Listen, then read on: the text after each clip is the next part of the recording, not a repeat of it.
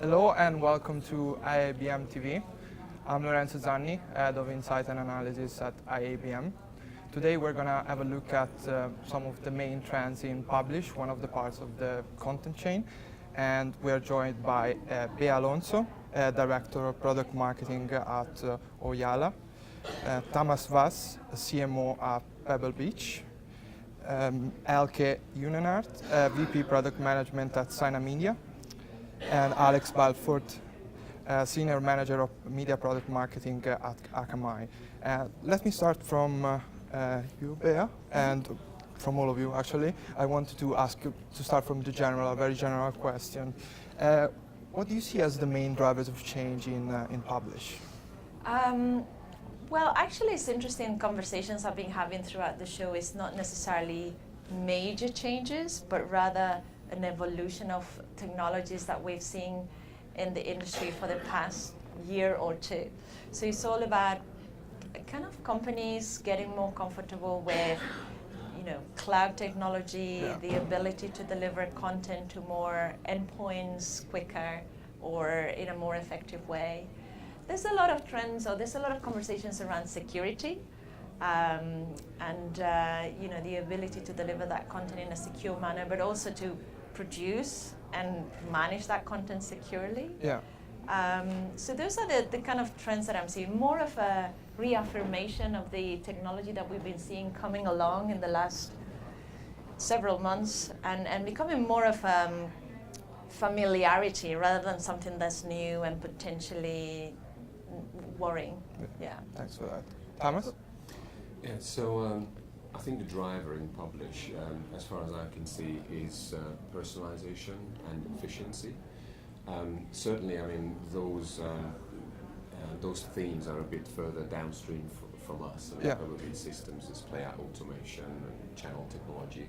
But we are touching those subjects more and more often nowadays. And rather than us, taking the content to the last mile like Akamai does, we have to interface those downstream systems. Yeah. And more often, we also need to get data from those downstream systems back into the business of the broadcasters. So that's also the Publish, from my viewpoint, is not just one directional, it's bi-directional. Yeah. And it's not just one to many, but more personalized as well. More personalized and data increasingly important. And I think we see similar trends as you guys just named. We do see also customers actually in the live linear and in publishing. They're wondering new business models. Like in the past, you had very simple. You had content providers, service providers, and content providers sold the content to the SPs, and the SPs distributed it to the end consumer. But now, with the big players coming on, it's like, okay, should I as a content provider go direct to consumer? Should I as a distributor become a content owner? Should I have my own streaming platform like Disney, for example, doing so? So I think the other ones are indeed more adjusting the technology that's already very well known, but this is very disruptive, and I think the whole industry is a bit in a state like where shall we move to? Yeah, direct to consumer is certainly a big one. Yeah. Alex? I think there's a number of different aspects. The one I keep going back to is the changing consumption patterns of end users, which necessitate change. And not only consumers out there demanding that they have ubiquitous access, there's more content options out there available at their fingertips. They want the right price points, they want the right content, but they also want the right streaming quality. And that's something that Akamai looks a lot at. And a lot of our broadcast and OTT customers are really making sure that they have the finger on the pulse of the health of the streams to make sure that they can retain those subscribers. Yeah, and also solving the fragmentation is, I think there's so much sources of content. We get a lot of questions from customers saying, hey, we want one single access of EPG guides, you could call it, because now they have a plethora of options, but where to find the content? So that's also a big business issue to address. And on the subject of direct-to-consumer and multiple outlets, what we're seeing is the need almost to try new business models in a very agile manner, which is where probably cloud comes in very strongly, because it means that what a media company in the past would have had to invest quite a lot of money and time and personnel in building to create, for example, a new offering or a new channel. Now the ability to kind of spin that off on the cloud with microservices architecture means that they can almost test and see if that business model works for them, and if it doesn't, then we can kind of adjust it and look at a different way of doing it. So I think that's quite revolutionary technology, the ability to move your capital expenditure onto a more operational based investment that allows you to almost, as I say, just do a proof of concept of new business models before you commit onto that. Yeah, it's like mining, right? Try out, dig, see if there's something, and if not, when I hear about the cloud, especially today in some of the panels we had, I always hear about the security concern. That's always a concern. I wanted to ask you, is it a cultural challenge given the level of investment of cloud service providers in the media industry, or there are still some things to fix from that perspective? What do you think? Alex, for example? Repeat that again? The security in the cloud, security also in general. Security across the board is an emerging issue, and I think the content providers out there are realizing that they're playing whack-a-mole right now. In terms, there's so many across the entire attack surface, from the shooting of the video itself all the way through the workflow to the end user distribution. There's a lot of areas that need to be patched up and monitored across the board. Yeah, we see the same because in Synamedia, security is like the DNA of its business. So we see it all the way, as you say, end to end. It's about we detect the ability to detect piracy, for example. First to protect your streams, and then also to be able to really shut it down. So it's all the way from making sure that your end-to-end chain is security. You get the different security points, the content providers and the studio to prove it, because that's also very important. Then how fast can you detect it, especially live sports content, for example.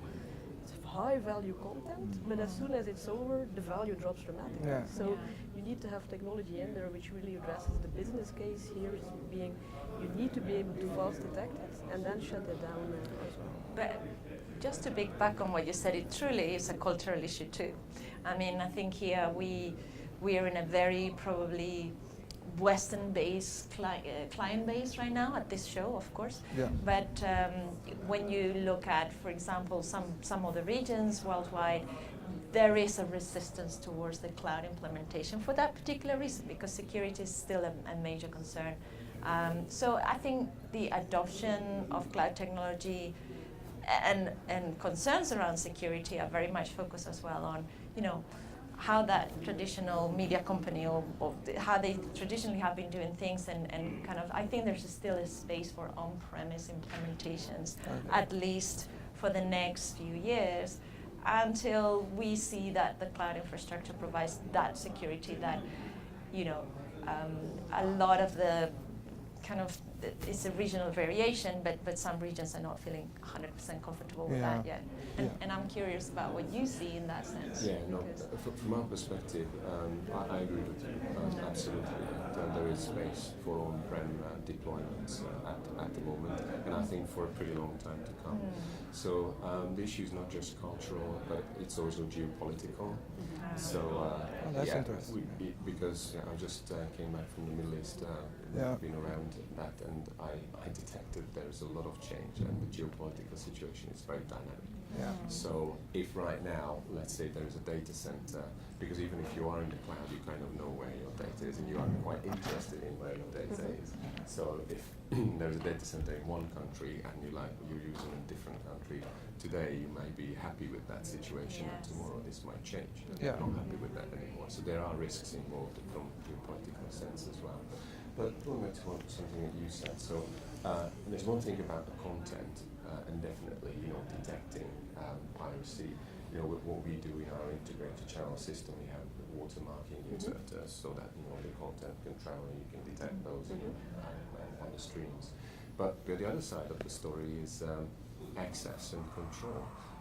We have multi-site installations spreading multiple continents, and our customers want to have ubiquitous access, but not to the content, but to their own system, and managing their own systems. It's just imagine, that someone from the US is managing a player center in Singapore, for example, through the open internet.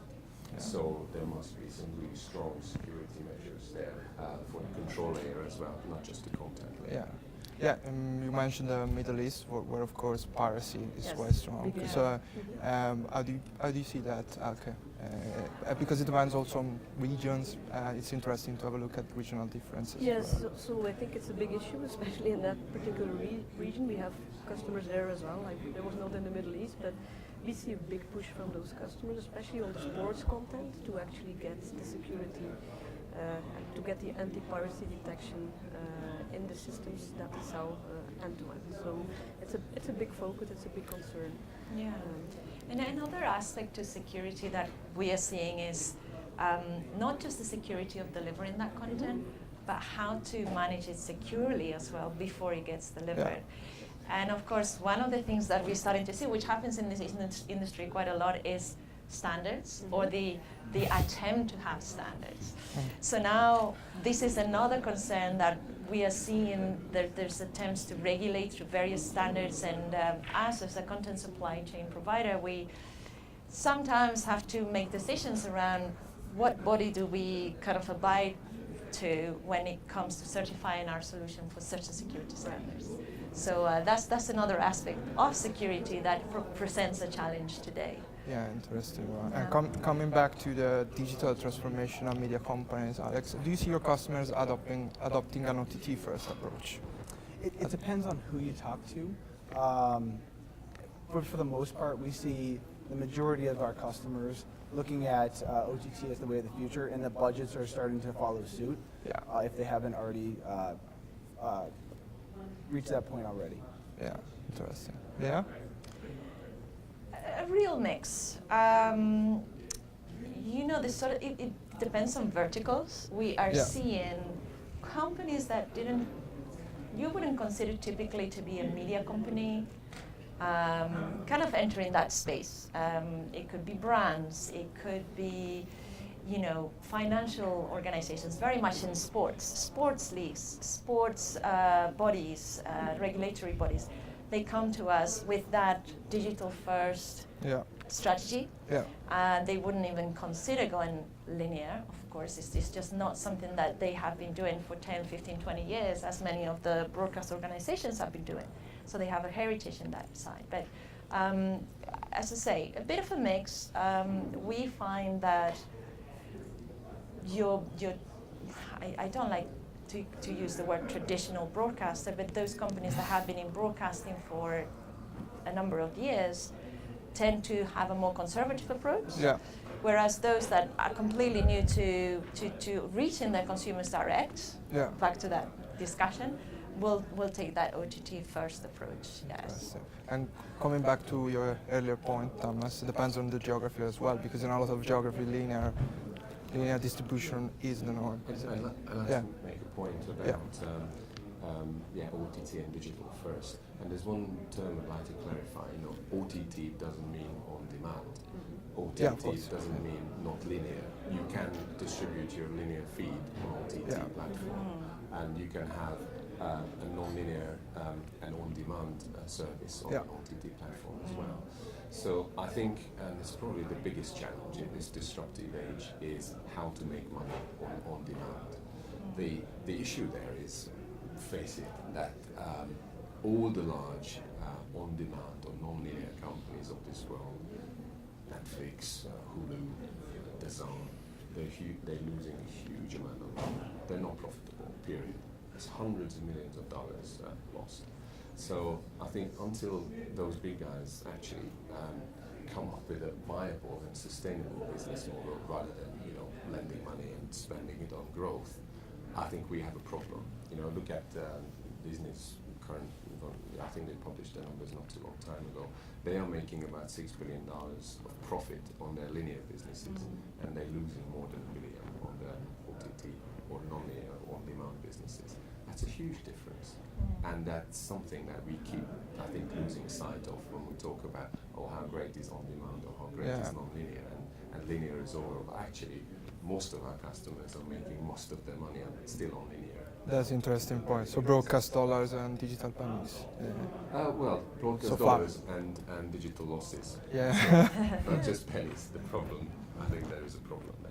So the whole business model, and you discussed before, how to experiment with business models. Most probably, the smaller players actually have a better chance of getting it right. Maybe the smaller players, that your customers, maybe some of them can actually make money, and that's great because I'd like to see, our customers. Our mission is helping broadcasters with this journey, with this transition to these new technologies. Yeah. But until I can see that they can make actually money and there is a good sustainable business case, I have a bit of a bad feeling about pushing them down the road where they're going to lose more money. That's Interesting. that's Interesting. Just to add to that, the margins are so tight. They really are. The cost of acquiring content is through the roof. Yeah. There was a study that came out last year that the cost of acquiring sports rights in the U.S. was to surpass ticket sales for sporting events. It's a crazy changing of the guard. So I think that's why you're seeing more companies like Netflix invest $13 billion in their own original content this year. They're trying to get that right. They're trying to scale through volume throughout the world because the model hasn't been proven out, to your point. These businesses, for a large part of them, are not profitable. Yeah. Okay. We do see, multi-screen as a given and OTT as a given, and we see a lot of spending on the linear side, in fact, in OTT happening as it stands today. But in fact, it also triggers, especially with traditional broadcasters, as Bea pointed out, it also drives some investments in the traditional linear delivery as well. Look at ATSC 3.0. In order for the TV networks to be able to deliver or to give an OTT or multi-screen experience, they need to squeeze more channels in their ATSC 1.0 in order to be able to simulcast. Yeah. So there's still some investments going on in that traditional broadcast.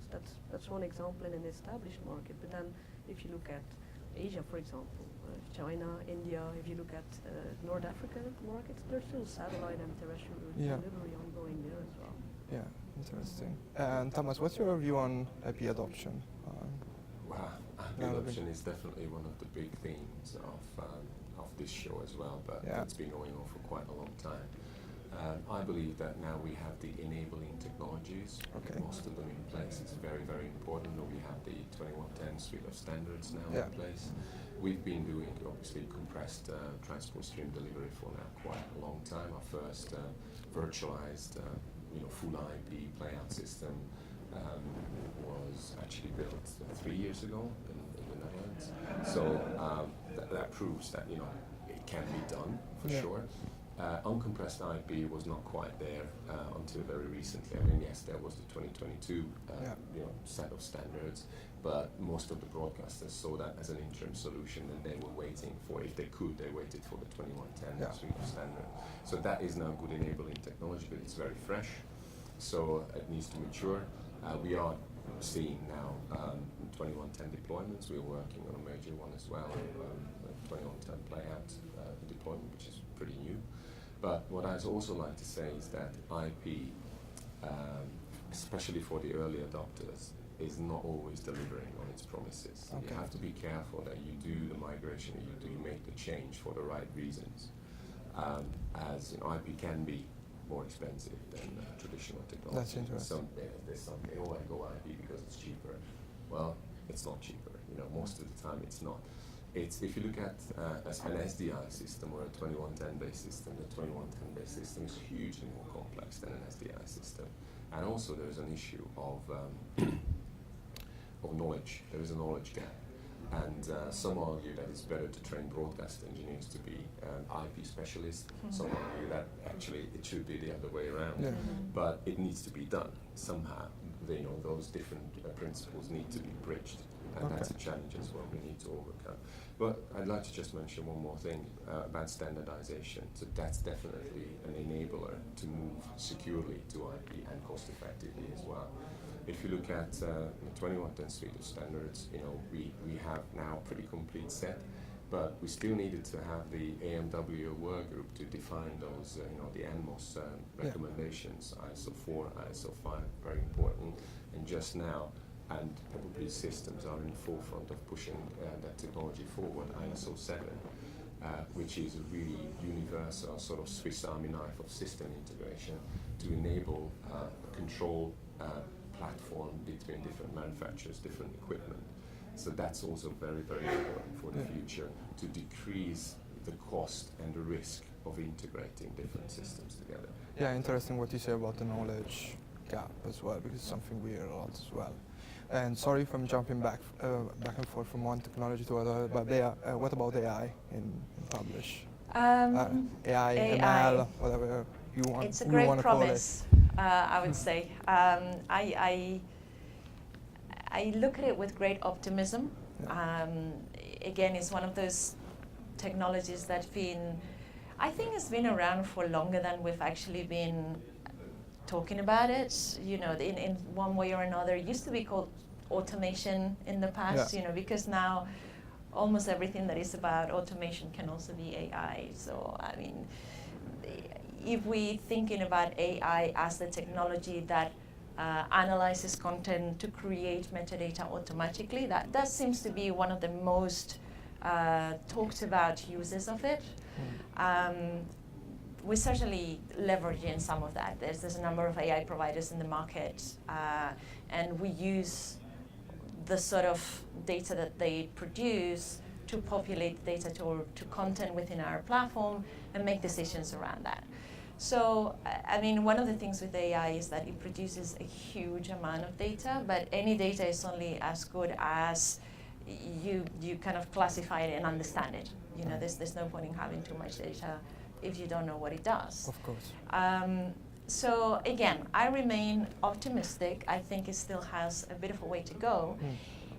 And amongst our customers, frankly, there's been very slow adoption. You know, it looks good. It makes for a great demo.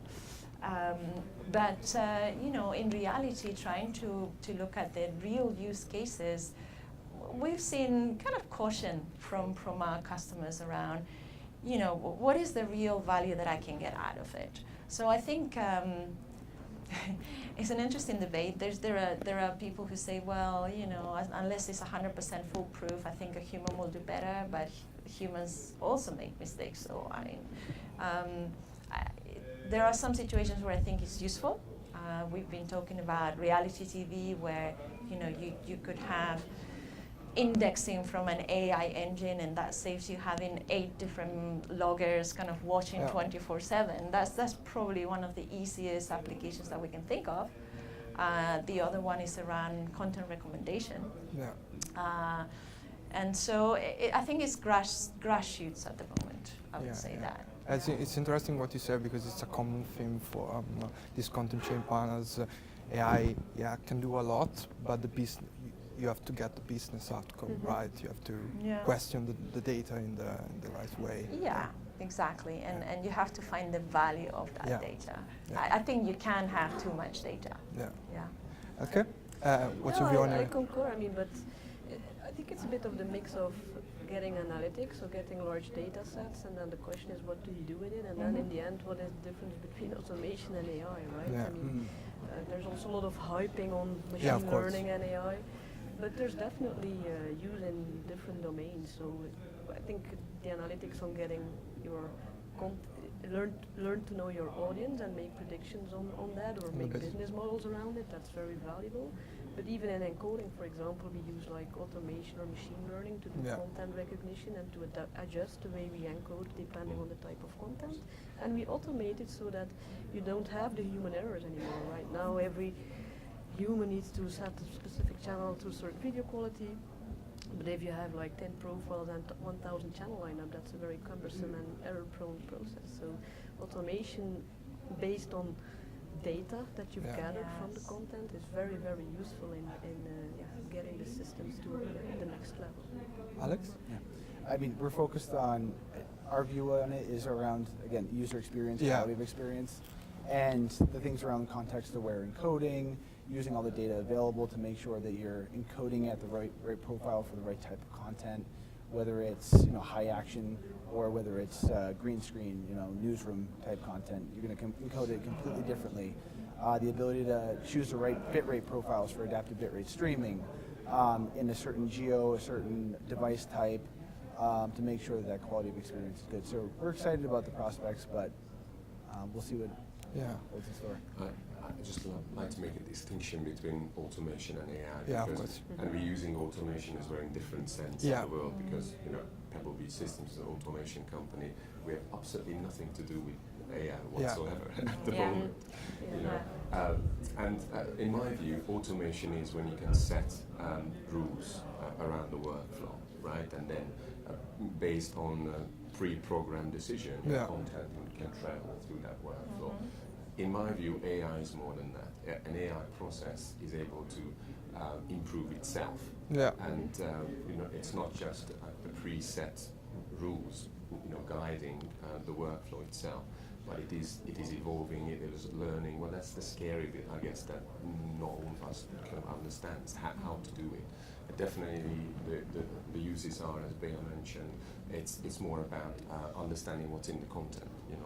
Detecting certain scenes, characters, faces, whatever, sounds, noises, language, so on and so forth, and then using that data to classify the content.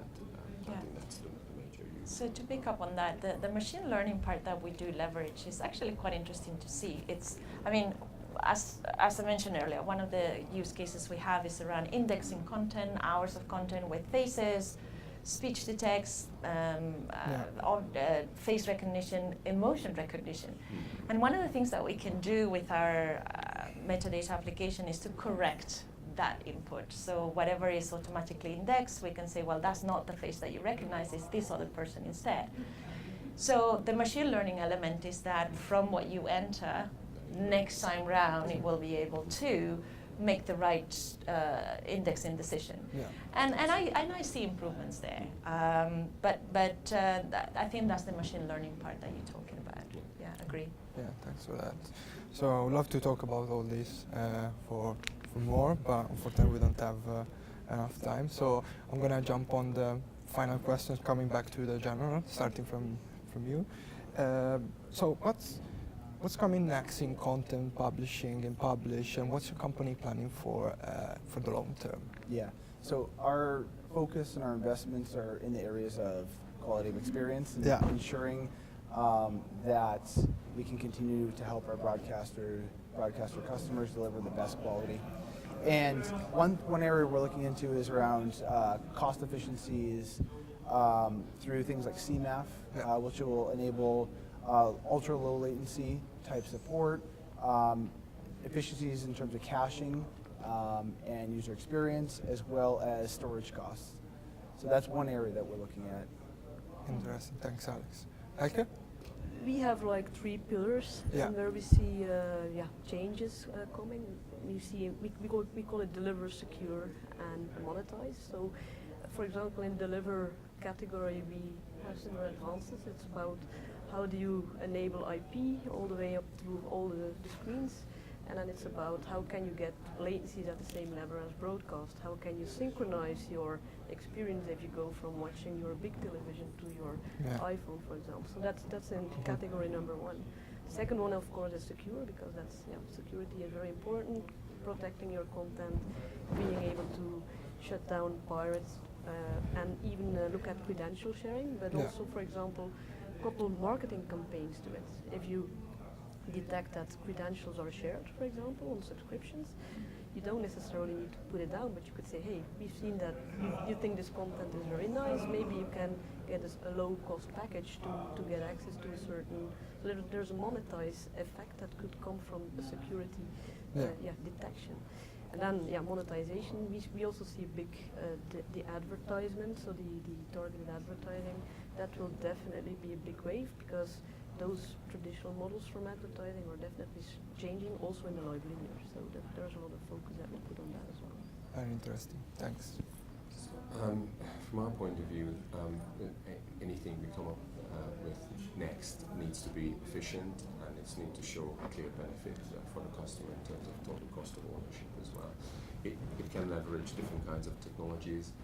So in terms of operational efficiency, we're looking at one operator monitoring multiple channels, and that channel can increase. We're helping the operators to have ensuring a high quality in terms of having centralized exception monitoring. It's an important part. From an operational perspective as well, as I already mentioned before, controlling and monitoring geographically dispersed systems. One system is in Israel, in Germany, in the US, in Singapore, and there is a need to have one operational layer. Yeah. And from wherever geographies you'd like to control and monitor the entire system of yours. So that's quite an interesting future way of improving efficiencies. And from a delivery perspective, certainly delivering from the cloud, from cloud platforms is interesting. We've just adopted the SRT output format, so it's now included in our integrated channel system, so we can go out SRT directly from either from our cloud deployments or from our physical bare metal deployments as well. Those are interesting. Thanks, very interesting. Yeah. So for us, an essential part of what we do is workflow orchestration and the ability to kind of keep open to whatever new outlets our customers are looking for to publish. Yeah. I mean, the number of different platforms that they may want to distribute to continues to grow and evolve and change. Yeah. So we need to remain nimble in terms of integration and the ability to deliver to a play-out system like Pebble Beach provides, which we actually have delivered an integration for one of our customers before, from that end of the scale to delivering to your social media outlets and new outlets that will come up that we don't know about yet. So for us, what's important is to remain open with increasingly flexible APIs so that we can sustain that model of distribution that has become more multi-platform than ever before. Yeah. So Bear's point, it triggered a point, a thought in me. Absolutely, very much agree. And in terms of predicting the future, what comes next, what I've learned in my experience with broadcast is that those who claim that they know what's coming, they're almost always wrong. And those who claim they're the most secure, that this is coming in 5 years, they're probably most wrong about it. So I think the best we can become is about becoming agile. So our development is also centered around the platform, which is truly services based.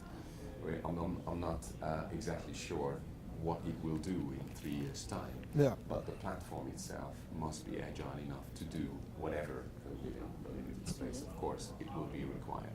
So agility is something we need to master in order to be successful for these disruptive times to come. Yeah, absolutely, because this world is really changing. So you can do a number of scenarios. You can say, hey, scenario A, B, C, D can happen, and then, as you say, you prepare your platform to cope with them, and probably it will be not one of those 4 scenarios that you do, but maybe a mix of them. So but this puts, this makes our life as vendors quite interesting because, of course, we have to keep up with whatever comes next, but it may not always be a success. I mean, we know there's a number of technologies and a number of delivery formats that we've had to respond to, like VIA 360, for example, for us, which, they may have a long future or not such a long future, but still we need to... You remember the 3D Hive? Yes, yes. And for us, this is where being microservices oriented helps, because you could develop that service for that particular requirement without necessarily having to put full investment because you're not too sure exactly where it's going to go. So, flexibility, agility, efficiency, words that I heard a lot there. Darwin was right. It's not necessarily the strongest, but the one that's most flexible to adopt. So. Alex, you want to add anything? And I guess I'll come back to security. I think we had a healthy discussion around security, building trust in our customers. Without security, you can't have that trust. Yeah, that is true. Yeah, let's close with security. Thank you very much for that. Thank you very much for that. It was very interesting discussion. I certainly learned a lot as well. For more information, please visit the IABM website. Thank you, and thank you. Thank you. Thank you.